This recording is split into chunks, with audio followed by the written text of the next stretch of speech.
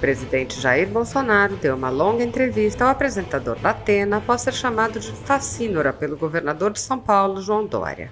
Bolsonaro apontou que o governador de São Paulo tem interesse em desviar a atenção porque, segundo o presidente, ele está sendo esculachado nas redes sociais pela vacina que ele queria impor.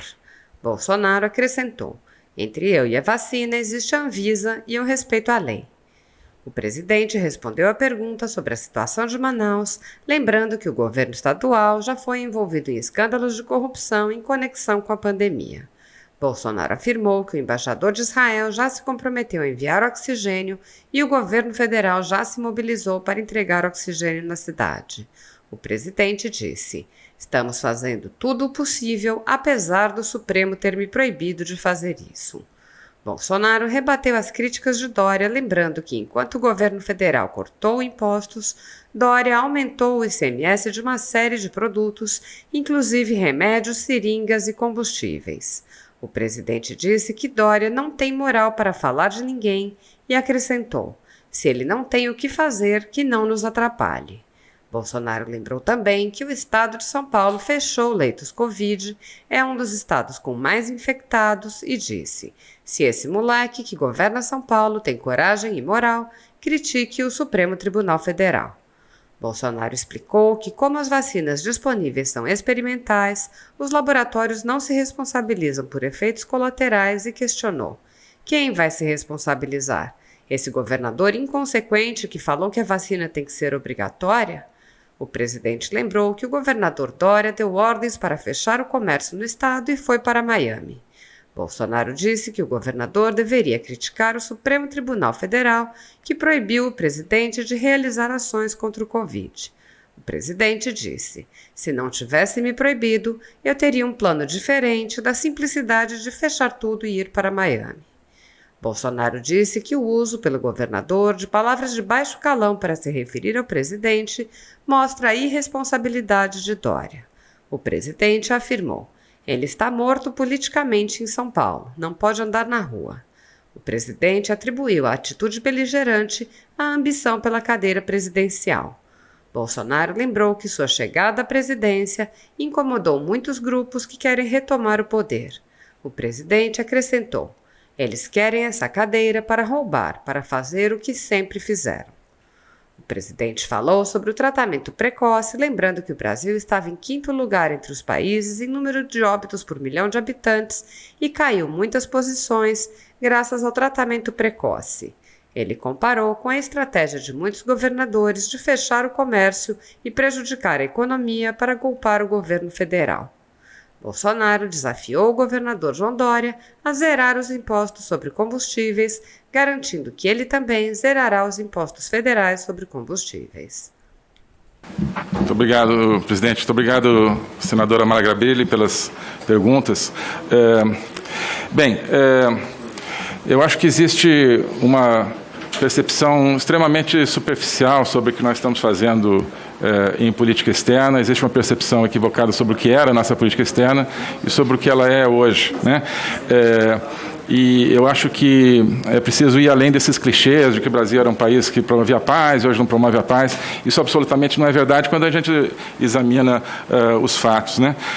Então, em relação à própria Venezuela, eu acho que o que ameaça a paz que existe é um regime como o regime de Maduro, que alberga terrorismo, que loteou o país entre facções criminosas, né?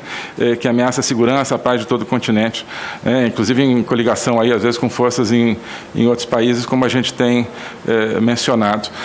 Então, eu acho que a gente não pode usar a ideia da paz e da atitude pacificadora como um elemento de ignorar a realidade, né?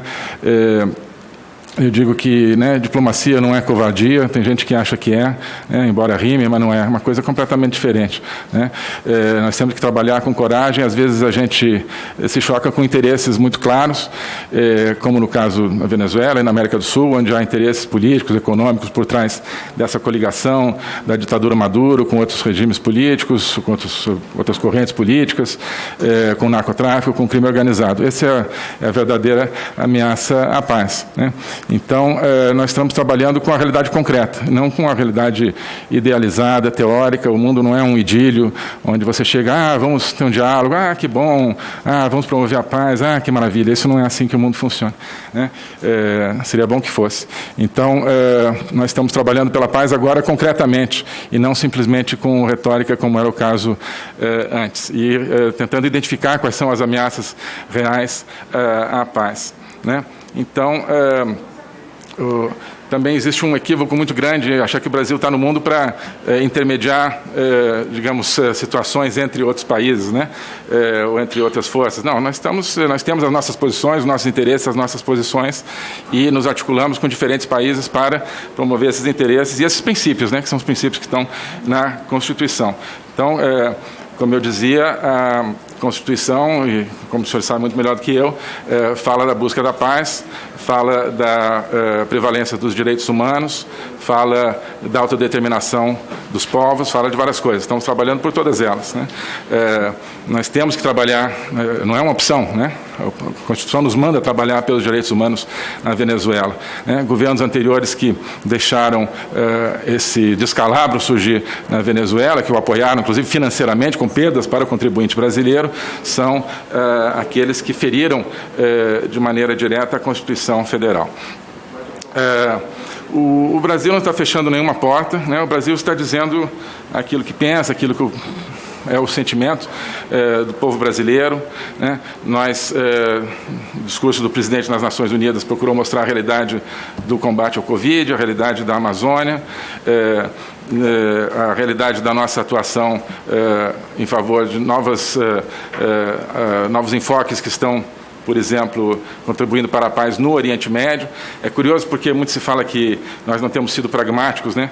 Mas em relação ao Oriente Médio, nós estamos justamente apoiando soluções pragmáticas, diferentes, que procuram, através de novas ideias, gerar uma paz que não foi gerada ao longo de anos, mas muitas pessoas insistem em, aí sim, dogmaticamente, manter posições eternas, sem procurar soluções novas. Bem, então, nós estamos abrindo portas, inclusive para a realidade, né, para a realidade brasileira, né? Isso era uma realidade que era ignorada. O Brasil né, aparecia nos discursos das Nações Unidas apenas como um nome. Não, agora é o povo brasileiro que aparece no discurso do presidente nas Nações Unidas, com a sua essência, com a sua identidade, com seus sentimentos, né? Então, sim.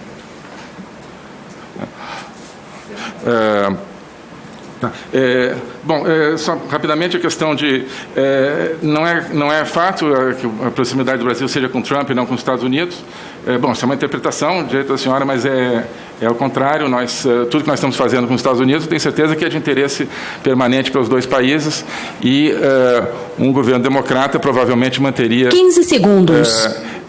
Esse mesmo enfoque, a menos que queiram, né, enfim, trabalhar contra seus próprios interesses, que eu tenho certeza que não seria o caso, né? Bem, e o que existe, assim, nós não podemos desperdiçar a oportunidade de fazer coisas com os Estados Unidos pelo fato de que o presidente atual pode perder as eleições, porque assim nós não faríamos nada nunca com nenhum país, né? Sobre fronteira fechada com a Venezuela, é uma decisão sanitária, é uma decisão que é tomada através de, enfim, coordenação entre vários órgãos, desde o começo da pandemia. Inclusive as portarias são de responsabilidade de outros órgãos e não diretamente do Itamaraty.